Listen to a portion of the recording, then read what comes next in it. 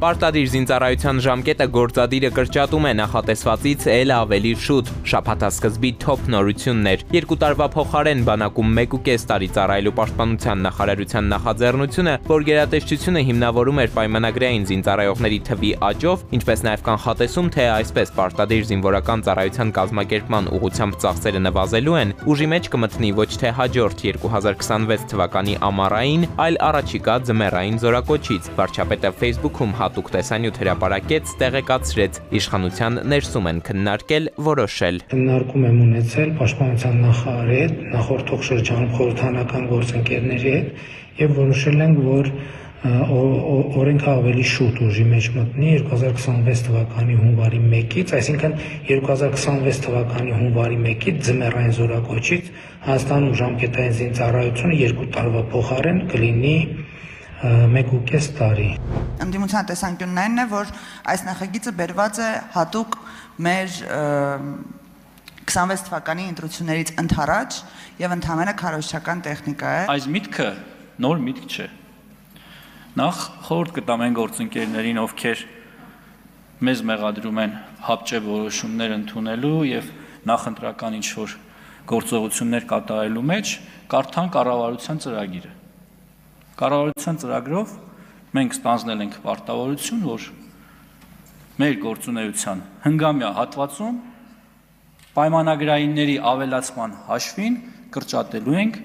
ժամկետային զինծառայություն։ Հանձնառությունն այո, այսպես թե այնպես գործադիրը ստանձնել էր, բայց ինչու հապճեպ որոշում ընդունեցին, որ ոչ թե 2026-ի ամառային զորակոչից, այլ հենց առաջիկա ձմեռայինից այն պետք է ուժի մեջ մտնի։ Պահեստազորայինն էլ իր հարցերն ունի։ Ինչպես են իրանք պլանավորում դա անել, արագացնել, ես չգիտեմ, որովհետև թե պետիրավական հանձնաժողովը, թե պաշտպանության հանձնաժողովը դրանք պետք է իրենց դրական եզրակացությունները տան, եթե նոր դրանից են մտնի ազգային ժողով եւ 2 ամսվա ընթացքում ոնց են դա իրականացնելու, չգիտեմ ես։ Չնայած իշխանական պարզաբանումներին ընդդիմությունից զատ նաև փորձագիտական համայնքում են համոզված, որ այս ձեռնարկը առավելապես կապ ունի նախընտրական գործընթացների հետ, ինչ փաթեթավորում էլ որ այն ունենա։ Պարզ հաշվարկ են անում 2026-ի խորհրդարանական ընտրությունները տարվա կեսին են, եթե այդ ժամանակ իշխող ուժը գնար քաղաքացիների քվեների հետևից, ապա ավելի դժվար կլիներ համոզելը։ Այսպես պարտադիր զինծառայության ժամկետը հունվարից կրճատելով նախընտրական քարոզչության ժամանակ գործ կունենանք արդեն շուրջ 6 ամիս գործող առանցքային փոփոխության հետ։ Կարծում եմ բավականին վաղ էր դա իրականացնել։ Գուցե ապագայում նմանատիպ ծրագիր պետք է լիներ, այսինքն քննարկումները պետք է լինեն, որ կրճատվեր, ինչու ոչ թե 1.5 տարի դառնալը, կարող է 1 տարի դառնալ։ Բայց սա վաղ է այս պահին իրականացնել, որովհետև ըստ էության այն խնդիրները, որոնք առկա են Ադրբեջանի հետ, իրենք մինչ օրս լուծված չեն։ Մենք սահմանային խնդիրներ ունենք, այնտեղ դեմարկացիան է, դելիմիտացիան մինչ օրս իրականացված չի, ընդամենը մի քանի տասնյակ կիլոմետրն է իրականացված, մինչ այդ մեր սահման Ադրբեջանի հետ ավելի քան մի քանի 100 կիլոմետր է։ Հայաստանը ակնհայտ է սպայն չհայտարարված պատերազմի մեջ Ադրբեջանի հետ, քանզի Հայաստանի նոր իշխանությունները ամեն աստծոր ասում են, որ այդ խաղաղության պայմանագիրը պետք է կնքվի, այսինքն մենք պատերազմի մեջ ենք, որ խաղաղության պայմանագիրը պետք է չկնքվի։ Ինչևէ, իշխող ուժի նախաձեռնությունը շոյել է բազմաթիվ ծնողների ականջները, Սուրյանկյան հետ զրուցող մայրն ասում է, այս ամենի ենթատեքստը քաջ գիտակցում է եւ ապագա զինվորի ծնողը վրա է բերում ձևակերպելով նախընտրական հարցեր են լուծում, չեմ խափնվի։ Ես անձամբ իսկապես շատ ուրախ եմ։ Ասում եմ, թե ինչ կա սրա տակ, շատ լավ հասկանում եմ, բայց ինձ լրիվ մեկ է։ Հիմա ըստ էության ամեն ինչ պետք է կախված լիներ այն բանից, թե արդյոք անցնող տարիների ընթացքում մեզ հաջողվում է պայմանագրայինների թվաքանակն ավելացնել, ասում է պաշտպանության նախարարն ու շարունակում հիմնավորումների շարքը։ Այսօր պաշտպան հայրենիաց ծրագրով բազմաթիվ զինվորներ երկարաժամկետ իրենց կյանքը կապում են բանակի հետ։ Այդ թիվը հասնում է մի քանի հազարի արդեն։ Ցանկալի չի այս ամբիոնից հնչեցնել, որ զորքի թվականակը չի հերիքում, դրա համար վարժական հավաքների ներկայացնում են մարդկանց նաև մարտական հերթապահության։ Խորհրդարան սեպտեմբերի 30, այսինքն շուրջ 1 ամիս առաջ պաշտպանական գերատեսչության պատասխանատուն այլ բաներ ասում այս նույն ամբիոնից։ Զինված ուժերում, եթե ոչ խնդիր, ապա առնվազն համալրման կարիք կա։ Մի քանի հազար պայմանագրայինների թվի աճն օրինակ մասնագետները չեն տեսնում եւ հենց այն նույն ռետորական հարցն են տալիս որպես խոսքի հիմնավորում։ Այդ դեպքում վարժական հավաքների մասնակիցներին ինչու են տանում մարտական հերթապահության։ Երբ որ ասում են աճում են, դե թվեր թող հրապարակեն։ Իրեն գիտեք ինչ են ասում, դա պետական ռազմական գաղտնիք է, չեն կարող ասել։ Ահավասիկ կեղծում են։ Մենք թե սպայական, թե շարքային, թե սերժանտական կազմի շատ լուրջ թե համալրվածություն ունենք ըստ ինձ։ Ես ծառայելով զինված ուժերում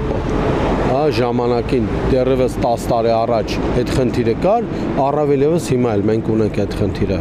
Դա բաց աղբյուրներից բոլորն էլ կարող են տեսնել, թե Վազգեն Սարգսյանի ակադեմիա ժամանակին ինչքան, քանի հոգի քաղաքացիներ դիմում, քանի հոգի էին սպայական կազմ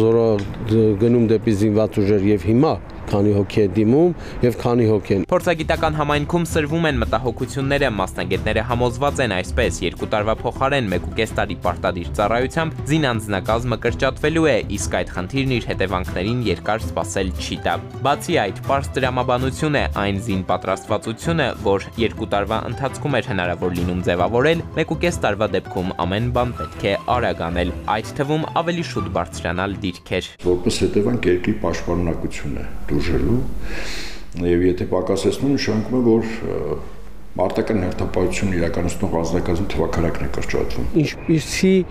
հաշվարկներ է կատարվել անվտանգության, երկրի անվտանգության հետ կապված։ Այդ ռիսկերը արդյոք չափելի է, թե չափելի չէ։ Արդյունավետությունը էլ ավելի է ցածրանում։ Հստակեցում չկար կոնկրետ առաջի տարվա մեջ մենք այդ խնդրումը տեսնելու ենք։